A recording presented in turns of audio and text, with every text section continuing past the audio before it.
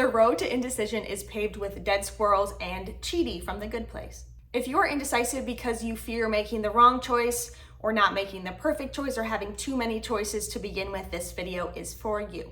Indecisiveness is a super normal, very human thing to experience. At the same time, also, it is a symptom of very many mental illnesses. For example, ADHD, depression, anxiety disorders, obsessive compulsive personality disorder. So in this video, we're going to break down the components of indecisiveness to try to decrease their consequences. Indecision isn't inherently bad, it's just sometimes that can lead to consequences that we would rather not happen, and that's what we're trying to mitigate. Some of those consequences look like huge amount of procrastination or avoidance. This can lead to missing out on opportunities or other more negative things like, I don't know, you're hurting your credit score, I don't know. Having a hard time and spending so much of our mind capacity in making trivial decisions. And also another consequence is just increased stress across the board when it could entirely be taken out if you maybe use some of these tools that we are talking about later in this video. So let's talk about the reasons for decisiveness. So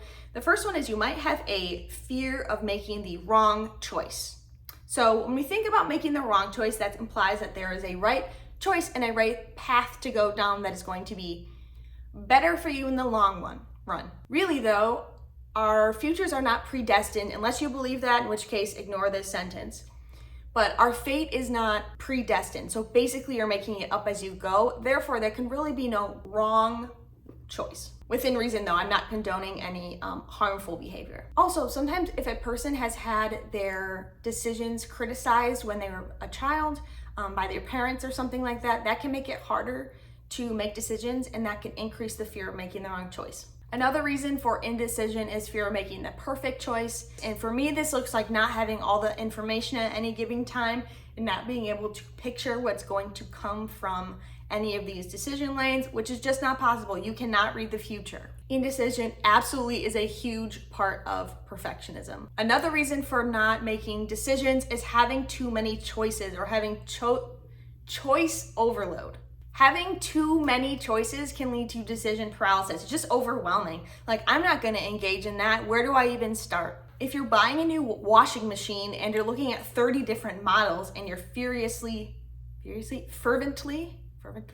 researching all of these models and you're trying to get all the possible details and you're not even a washing machine person, that's going to turn you off from, or at least it would turn me off from engaging in making that decision. Basically, the consequence of that is just spending more time hand washing literally every piece of clothing I own. There's too many choices to reasonably research or choose from. I want to bring up the paradox of choice. The paradox of choice was created or coined by psychologist Barry Schwartz.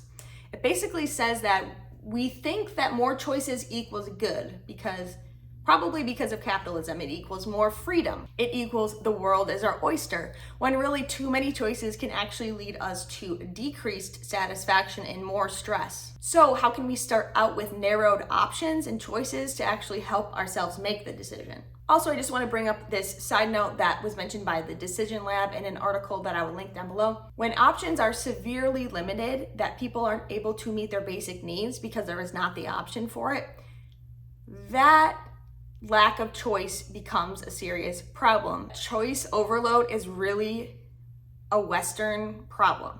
And in other places of the world, choice deprivation is actually much more common. The next isn't a reason for indecision, but it's a consequence of indecision, which is basically second guessing the decision you made. So you already did the thing that you didn't want to do, and now you're like, okay, why did I choose what I chose? So if any of those sound like you, I hope that the following tools can help you. The first tool I have is making reasonable efforts. So this is really for the perfectionist who wants to use all of the available information available to them. It is not your responsibility to weigh every single possible choice and find out all the possible details.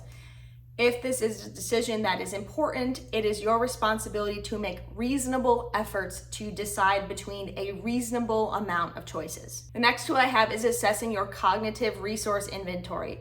So there are times in the day and there are times in seasons and months when our cognitive resource inventory has increased or has decreased. And when it's decreased, we find it harder to make decisions. Something you can do in these times is lean into your routines, because a routine is essentially making choices in advance to create a series of actions in advance and then carrying those out day to day. So it's reducing that.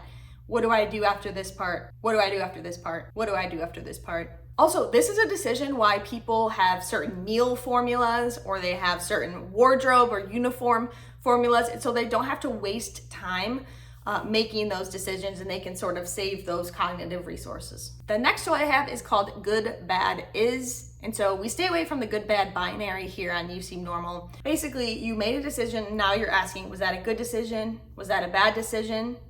I would actually say to you that that was a decision. That was a decision. It just was. The next tool I have is a reference to my intro, which is where I talked about Chidi from The Good Place. Chidi from The Good Place, he's very indecisive. And the reason he got to the good place, which is the afterlife, is because, spoiler, he was standing in the middle of the street trying to decide which bar to go to with a friend or something like that, when an air conditioning unit fell on his head, and he died. Chidi, I love you. We're not gonna try to be like you in that way. Next tool I have is a really important one, and that is closing the tab or closing the loop in your brain. Post-decision, you might be having that second-guessing syndrome or that overthinking syndrome, but you've already done the thing. You've already checked the box. Well, let yourself have that victory and close the tab, close the loop on that. Don't leave it open to continue analyzing. The next very general tool I have is to get better at mistake making, because there are going to be choices that we probably regret, or that it was a mistake that we made these. To do this, I would recommend checking out my video on mistake making. I believe I have a couple, maybe just one. I'll link it below. Finally, it can be helpful to decide to lean into the joy of making more choices. Any choice you make, there are going to be more choices after it. It's just a part of being human. It's like when my therapist in college told me that there's always going to be something on my to-do list. If there wasn't, I would be dead, because I'm always going to be thinking of something. And this might not be the case for everyone, but I think it's the case for a lot of people. There's always something back there. There's always a decision that's going to need to be made. So we might as well just toxic positivity around it and be like, okay, we might as well radically accept that this is a thing, that we have to make decisions even if we don't want to, and try to use some of these other tools to help us mitigate those consequences. Thank you so much for watching this video today. I hope you enjoyed it, and I hope you learned something about indecision. Hopefully you can use and practice. I encourage you to leave a comment down below to tell us a tip so people hear from someone other than me. And I'll see you in my next video. Bye.